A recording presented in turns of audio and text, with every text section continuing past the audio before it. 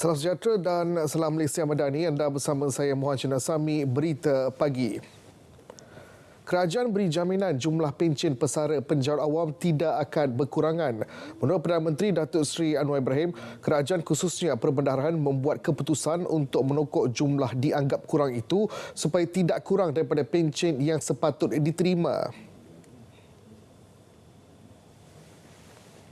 Tapi keputusan kerajaan yang telah saya umumkan ialah walaupun ada keputusan mahkamah dan kita tidak boleh langgar keputusan mahkamah, kerajaan dan khususnya perbendaharaan telah memutuskan untuk menokok jumlah yang dianggap kurang itu supaya tidak hilang,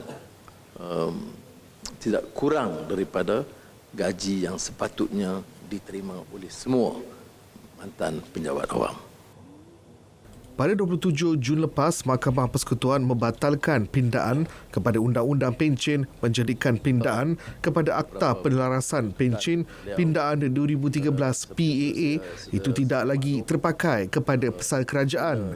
Susulan itu, bulan berikutnya, Datuk Seri Anwar juga Menteri Kewangan memaklumkan kerajaan telah memutuskan supaya pencen dan pencen terbitan bagi bulan Julai 2023 hingga Disember 2023 dibayar menggunakan akaun pencen asal. Ini menyaksikan bayaran pencen bagi pegawai awam yang bersara sebelum 2013 dikembalikan kepada akaun Disember 2012. Manakala pegawai awam yang bersara mulai 2013, bayaran pencen dikembalikan kepada akaun asal semasa bersara.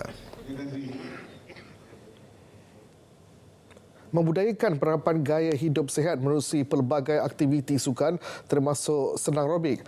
Hasrat Kementerian Komunikasi itu bagi memastikan tahap kecergasan warga kementerian dapat dikekalkan. Selain mengamalkan gaya hidup sihat, aktiviti sedemikian dapat mengeratkan hubungan sesama kaki tangan.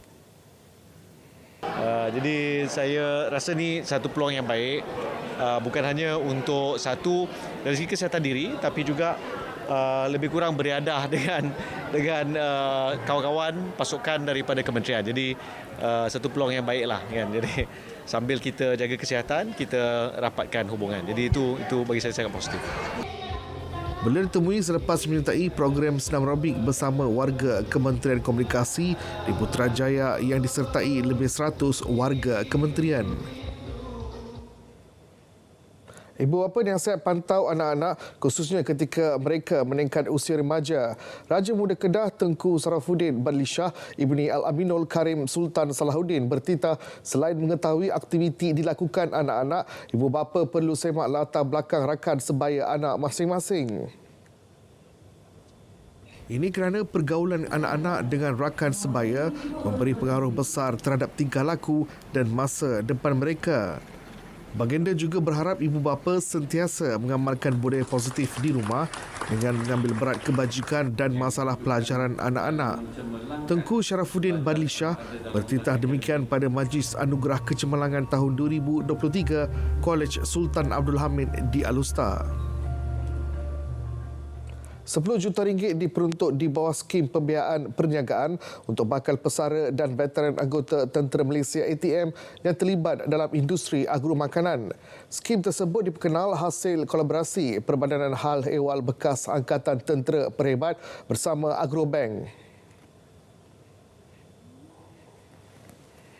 Timbalan Menteri Pertahanan Ali Zahari berkata mereka yang berkelayakan berpeluang menikmati pembiayaan bermula RM1,000 sehingga RM5 juta. Di mana manfaat daripada skim ini ada 3% kadar keuntungan pembiayaan, maksimum 12 bulan moratorium ini untuk bagi memudahkan pembayaran. Sebab itu bakal pesara dan veteran ATM akan dibimbing menerusi program keusahawanan oleh Agrobank yang dipanggil sebagai Center of Excellence.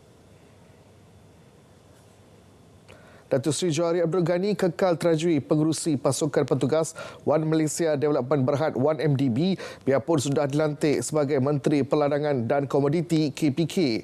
Ini kerana menurutnya masih ada isu belum selesai terutama bagi mendapatkan semula aset negara terkait dengan skandal kewangan itu. So 1MDB ni I think we have done the work. And dan semua sekarang ni nak monitor the progress je lah. Pasal kita akan ada arbitration dengan pihak Goldman Sachs. Kita ada dispute, pasal kita semua tahu kita ada dispute pasal dia tidak memenuhi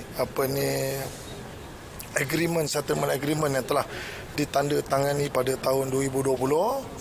Kemudian apabila saya jadi pengurusi, saya tengok, saya cakap dia perlu bayar mengikut agreement yang kita buat.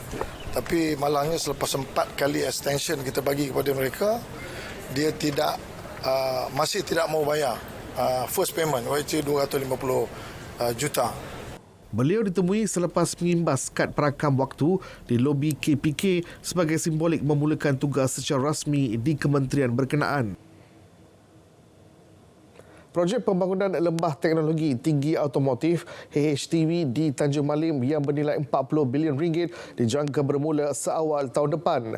Ia projek bertaraf antarabangsa yang dijalankan antara DRB Highcom Berhad bersama Zhejiang Geely Holding Group Corporation Limited bagi pembangunan projek Proton City. Menteri Besar Perak Datuk Seri Saharani Mohamad berkata, kerajaan negeri sedang menunggu pelan induk daripada Geely Holdings bagi menyediakan kemudahan infrastruktur yang diperlukan bagi projek berkenaan. Jadi ada beberapa perkara yang boleh kena selesai, soal tentang tanah, tentang utility, LAP, tentang tenaga nasional dan juga peraturan-peraturan yang berkait rapat dengan Majlis Daerah Tanjung Malim. Jadi kita pun dalam respon itu kita akan membantu mereka untuk nak facilitate, nak memudah cara kan. Okay, jadi dia nampak puas hati dan insyaAllah pelaburan itu akan masuklah.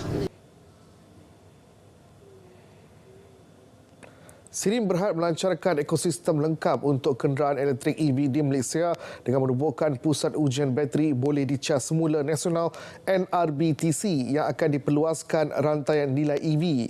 Ekosistem lengkap ini terdiri daripada kelulusan corak untuk sistem pengecasan EV, ujian bateri dan pensijilan untuk komponen serta sistem EV. Menteri Pelaburan, Perdagangan dan Industri Tengku Datuk Seri Zafrul Tengku Abdul Aziz berkata, pelancaran itu menandakan SIRIM telah membina ekosistem yang diperlukan Malaysia sebagai pemain utama pasaran EV global. A key feature of the EV ecosystem is a National Rechargeable Battery Testing Centre. I think there was shown just now the plan to do that. I think the budget also has been given. And the centre aims to provide high quality and impartial third-party testing, verification and validation for large, high-power rechargeable batteries. Katanya industri EV merupakan bidang tumpuan utama negara seperti mana yang digambarkan melalui dasar dan strategi Pelan Pembangunan Mobiliti Rendah Karbon LCMB dan Pelan Hala Tuju Peralihan Tenaga Negara NTER. Pembinaan takungan air pinggiran sungai TAPS di Linggi berkapasiti 250 juta liter per hari dijangka bermula hujung tahun depan.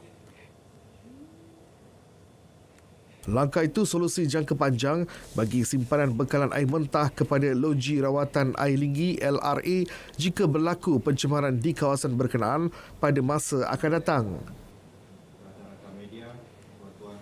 Bagi penyelesaian jangka masa panjang, Kerajaan Persekutuan telah meluluskan peruntukan bagi pembinaan takungan air pinggiran sungai TAPS Linggi yang berkapasiti 200 MLD ataupun juta 250 juta liter per hari yang dijangka akan bermula pembinaan pada hujung 2024.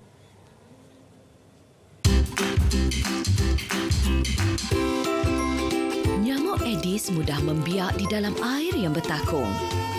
Cegah pembiakan nyamuk Aedes. Pastikan bekas yang boleh menakung air dibuang dengan betul.